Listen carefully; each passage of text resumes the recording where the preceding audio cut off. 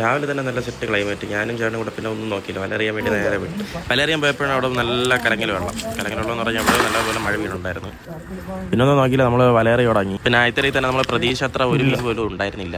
പിന്നെ രണ്ടാമത് വീണ്ടും എറിഞ്ഞ്, അല്ലെങ്കിലും ഭാഗ്യം നല്ലപോലെ ഉള്ളതുകൊണ്ട് നല്ല ബോട്ടിലും പ്ലാസ്റ്റിക് തുടങ്ങിയ എല്ലാം മീൻ ഒഴിച്ച് ബാക്കി എല്ലാം ഈ പ്രാവശ്യം ഇറങ്ങിയപ്പോൾ നമുക്ക് ആരൽ കിട്ടും. അല്ലെ തിരക്കേടില്ലാത്ത സൈസ് ആയിട്ട് നമ്മൾ എടുത്ത്. പൂച്ചസാർ ഇടയ്ക്കിടയ്ക്ക് ഒന്ന് എത്തി നോക്കണുണ്ടായിരുന്നു കേട്ടോ.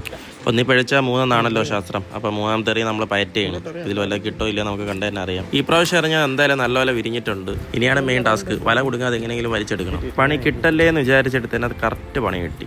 എവിടെ നിന്ന് ഒലിച്ച് വന്നൊക്കെ മരക്കഷ്ടം എന്ന് അറിഞ്ഞൂടെ 8ന്റെ പണി തന്നെ കിട്ടി. അതിനകത്ത് മീനും ഉണ്ടായിരുന്നു, എടുക്കാൻ പറ്റാത്ത അവസ്ഥ. ശക്തിയായിട്ട് വലിച്ച് വല മൊത്തം കീറണല്ലാതെ വല ഒരു പൊടിക്കാൻ അങ്ങനെയില്ല. പിന്നെ ഞാൻ വെള്ളത്തിൽ ഇറങ്ങി. ചേട്ടനെ വായിരിക്കണ കുറച്ച് കേൾക്കേണ്ടി വന്നു, എന്നാലും വല നമ്മളെടുത്ത്. കേട്ടല്ലോ, വയറ് നിറച്ച് കിട്ടി, ഹാപ്പിയായി. വല എടുത്തപ്പോഴാണ് ശരിക്കും ഹാപ്പി ആയത്. കിട്ടിയൊരു ഭീമൻ തിലോപ്പിയ മത്സ്യം. ഇത്രയും വലിയൊരു തിലോപ്പിയ മത്സ്യത്തിനെ ഞാൻ പിടിച്ചിട്ടുമില്ല.